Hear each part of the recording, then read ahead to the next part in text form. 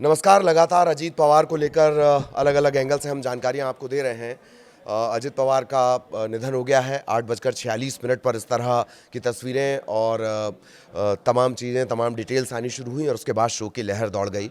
लेकिन दो चीज़ें जो उनसे हमेशा जुड़ी रहीं, एक बारामती और दूसरा घड़ी। दरअसल जो लोग हैं वहाँ पर पहुँचे, अजीत दादा उन्हें कहा जाता था महाराष्ट्र की राजनीति में।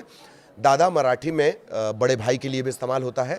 अजीत दादा उन्हें कहा जाता है। जो प्रत्यक्षदर्शी वहाँ पर पहुँचे, जिन्होंने रेस्क्यू की कोशिश की, उनका कहना ये था कि बहुत ज़्यादा तेज़ आग की लपटें थीं और काफ़ी देर तक तो वो कुछ भी नहीं कर पाए, क्योंकि इस तरह से ये ब्लास्ट हुआ था विमान में, जो हादसा हुआ था। आग ने काफ़ी देर तक उस विमान को अपनी चपेट में ले रखा था। 5 लोगों की जान गई है और वो शव इतनी बुरी तरह जल चुके थे, झुलस चुके थे कि आइडेंटिफाई करना बहुत मुश्किल था। इस दौरान घड़ी के ज़रिए आइडेंटिफाई किया गया। लोगों का भी ये कहना है कि उन्हें नहीं पता था कि ये जो हादसा हुआ है या यहाँ पर जो विमान गिरा है उसमें अजीत दादा हो सकते हैं। तो दो चीज़ें जिनका मैंने जिक्र किया, उनमें से एक घड़ी के ज़रिए ही उनका आइडेंटिफिकेशन हुआ और घड़ी से ही पहचाना गया। ये कहा जा रहा है कि महंगे ब्रांड की वो घड़ी पहना करते थे। अलग अलग रिपोर्ट में अलग अलग दावे हैं। कुछ रिपोर्ट दावा कर रही हैं वो रोलेक्स की घड़ी थी, 8 से 10 लाख कीमत वाली घड़ी, लेकिन उस पर नहीं जाते हैं।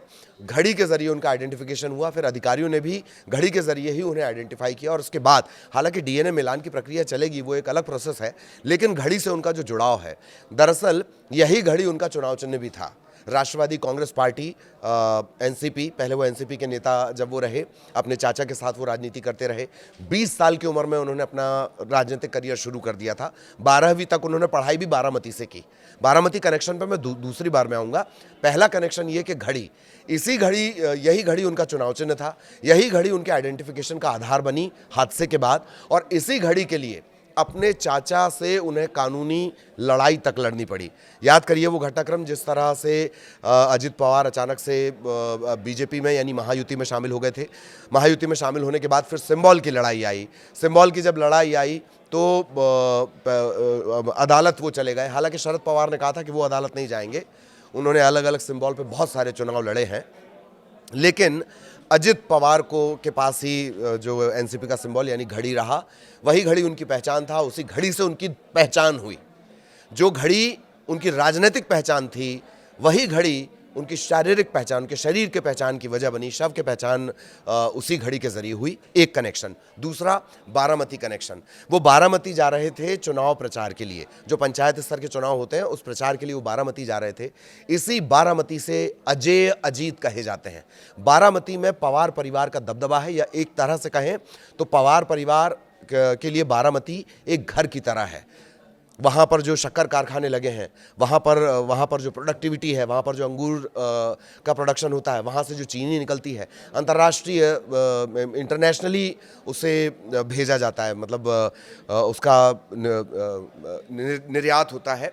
तो वो पहचान, बारामती को वो पहचान दिलाने वाले एक तरह से अजित पवार ही थे। चूंकि शरद पवार ने पार्टी को बनाया, कांग्रेस से अलग होकर उन्होंने पार्टी को बनाया, फिर वो उनकी राजनीति की दिशा बदलती रही, लेकिन बारामती और पूरे महाराष्ट्र में पार्टी को खड़ा करने का काम अजित दादा ने ही किया।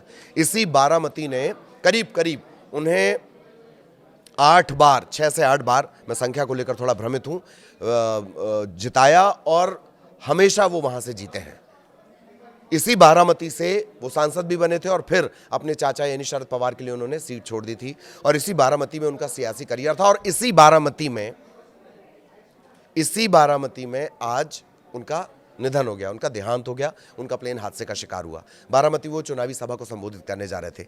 दो चीज़ों का जिक्र हमने किया, एक घड़ी जो उनकी पहचान थी, जिसके लिए उन्होंने संघर्ष किया, उस सिंबल के लिए, उनके हाथ की घड़ी से, कलाई घड़ी से उनके शव को आइडेंटिफाई किया जा सका। और दूसरा बारामती, जो उनकी कर्म भूमि थी, जहां पर उन्होंने इतना सब कुछ किया, जिस बारामती को एक अलग पहचान दिलाई, जहां की कोऑपरेटिव सोसाइटी के लिए उन्होंने अपना पूरा एक तरह से जीवन समर्पित कर दिया। सांसद बनने के बाद वो कभी फिर राष्ट्रीय राजनीति में नहीं आए, वो महाराष्ट्र की ही राजनीति करते रहे। छठी बार उन्होंने उप मुख्यमंत्री भी वो बने। ये भी एक अपना रिकॉर्ड है। 20 साल की उम्र से राजनीति उन्होंने शुरू कर दी थी। उनका सियासी सफ़र किसी और वीडियो में हम आपको बताएंगे, लेकिन जो दो बातें, बारामती जो उनकी कर्म भूमि थी, आज वहीं उनका निधन हुआ। घड़ी जो उनकी राजनीतिक पहचान थी, वही उनके निधन के बाद उनको आइडेंटिफाई करने का एक प्रमुख जरिया बनी।